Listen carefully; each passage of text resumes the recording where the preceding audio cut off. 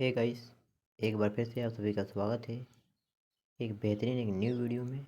तो इस वीडियो में देखने वाले हैं संपूर्ण मौर्य साम्राज्य। मौर्य साम्राज्य से संबंधित कुछ महत्वपूर्ण प्रश्न, क्योंकि अब किसी भी एग्ज़ाम में पूछे जाने वाले योग्य प्रश्न हैं, किसी भी वनडे एग्ज़ाम के लिए महत्वपूर्ण है। तो बने रहिए आप शुरू से अंत तक। बिना देरी किए हम वीडियो को शुरू करते हैं। तो आज का अपना पहला प्रश्न देखते हैं।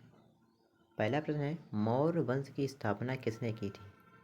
आपका सही आंसर हो जाएगा चंद्रगुप्त मौर्य ने मौर्य वंश की स्थापना की थी। तो इनके शासनकाल की बात करें तो वो आपका हो जाएगा 322 ईसा पूर्व से 298 ईसा पूर्व तक। अगले प्रश्न की ओर बढ़ते हैं। अगला प्रश्न है, चंद्रगुप्त मौर्य का अन्य नाम क्या था? उत्तर आपका हो जाएगा सैंड्रोकोटस। चंद्रगुप्त मौर्य का अन्य नाम सैंड्रोकोटस था। अगला प्रश्न देखते हैं। अगला प्रश्न है आपका, चंद्रगुप्त मौर्य का नाम साक्ष्य किस अभिलेख से पता चलता है? जो चंद्रगुप्त मौर्य नाम था इनका, इसका साक्ष्य किस अभिलेख से प्राप्त होता है हमें? तो आपका सही विकल्प हो जाएगा ए, जूनागढ़ अभिलेख गुजरात में, क्योंकि रुद्रा दमन के द्वारा लिखवाया गया था। इसमें ये पता चलता है कि चंद्रगुप्त मौर्य का जो चंद्रगुप्त मौर्य नाम है, और ये नाम बताया था सर विलियम जोन्स ने। अगला प्रश्न देखते हैं। अगला प्रश्न आपका चौथा है, चंद्रगुप्त मौर्य का सेल्यूकस से युद्ध कब हुआ था? आपका ऑप्शन हो जाएगा ए, 305 ईसा पूर्व में। अगला प्रश्न देखते हैं। अगला प्रश्न है, चंद्रगुप्त मौर्य और सेल्यूकस के मध्य संधि कब हुई थी?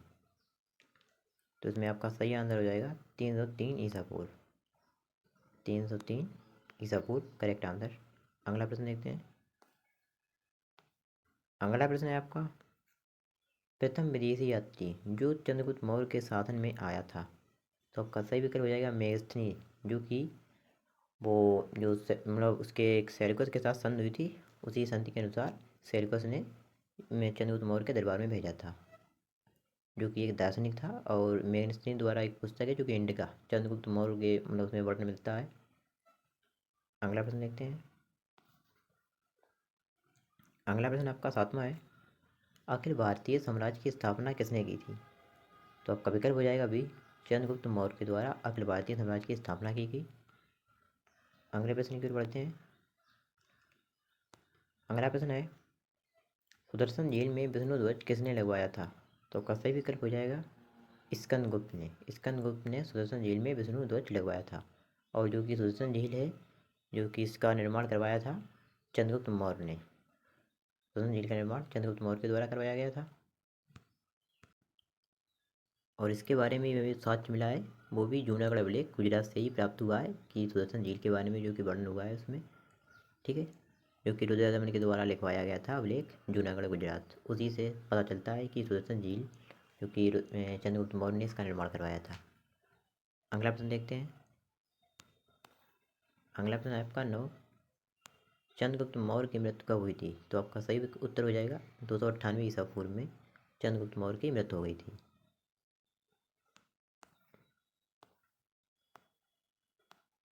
अगला अगला प्रश्न है, चंद्रगुप्त मौर्य ने अपने प्राण किस पद्धति के द्वारा त्यागे थे?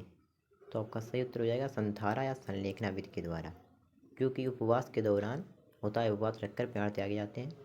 तो आपको बता दें, चंद्रगुप्त मौर्य थे जो कि उनके शासनकाल में जो कि अकाल पड़ा था, तब वो अपना जो कि सिंहासन है अपने पुत्र सिंहसेन, जिन्हें बिंदुसार के नाम से भी जानते हैं, उनको सौंप कर वो दक्षिण भारत की ओर चले गए थे।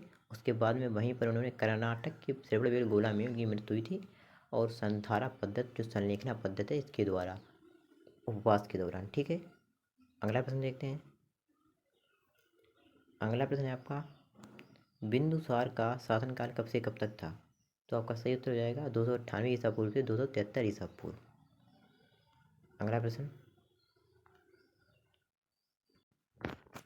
तो अगला प्रश्न आपका है, बिंदुसार का नाम जैन ग्रंथों में क्या मिलता है? तो आपका सही उत्तर हो जाएगा सिंहसेन। जैन ग्रंथों में जो कि बिंदुसार का नाम मिलता है सिंहसेन। ठीक है, और अन्य नाम भी है अमित्रघात, भद्रासास, वायु पुराण के अनुसार भद्रासास नाम भी मिलता है। अगला प्रश्न देखते हैं। अगला प्रश्न है आपका, बिंदुसार के शासन के समय सीरिया का शासक कौन था? आपका उत्तर हो जाएगा एंटियोकस। अगला प्रश्न देखते हैं।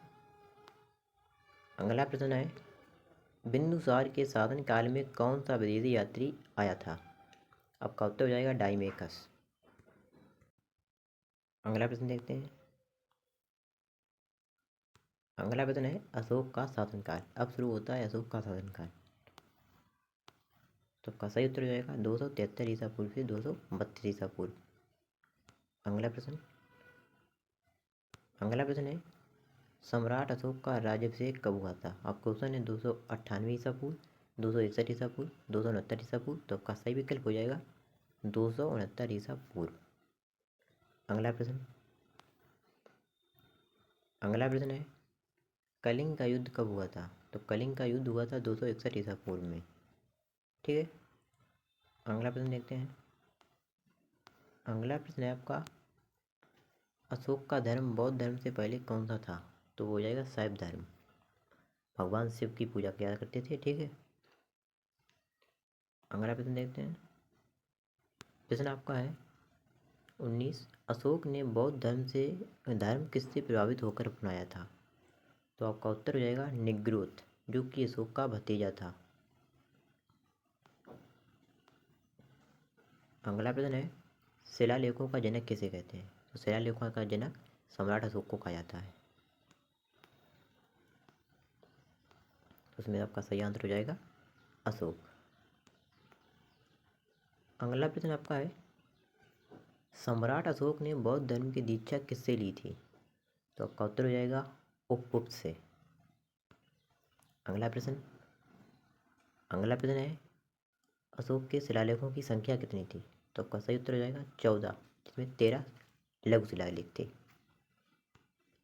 अगला प्रश्न, अशोक के स्तंभलेख कितने थे? तो आपका सही उत्तर हो जाएगा 7। अब बात करते हैं गुफा लेख मतलब गुफाओं में जो कि उन्होंने लेख लिखवाए थे, वो उनकी संख्या थी 3। अगला प्रश्न है 24, किस शिलालेख में कलिंग युद्ध का वर्णन मिलता है? तो आपका उत्तर हो जाएगा 13वें शिलालेख में कलिंग युद्ध का वर्णन मिलता है। कलिंग युद्ध मतलब कलिंग जो कि वर्तमान में उड़ीसा है। अगला है आपका 25, सम्राट अशोक ने कितने स्तूपों का निर्माण कराया? तो आपका सही उत्तर हो जाएगा 84,000 स्तूपों का निर्माण अशोक ने करवाया था। अब हम कुछ महत्वपूर्ण तथ्य देख लेते हैं इसमें।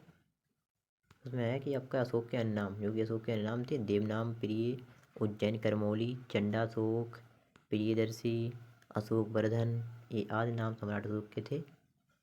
तो ये थी हमारी वीडियो। आई होप आप सभी को वीडियो अच्छी लगी। वीडियो को कृपया करके लाइक कर दें। अपने दोस्तों में मित्रों में जरूर वीडियो को शेयर करें। जहाँ से चैनल को सब्सक्राइब करें। मिलते हैं अगली वीडियो में, तब तक के लिए धन्यवाद। Thanks for watching. वीडियो कैसी रही कमेंट बॉक्स में जरूर बताएं। धन्यवाद।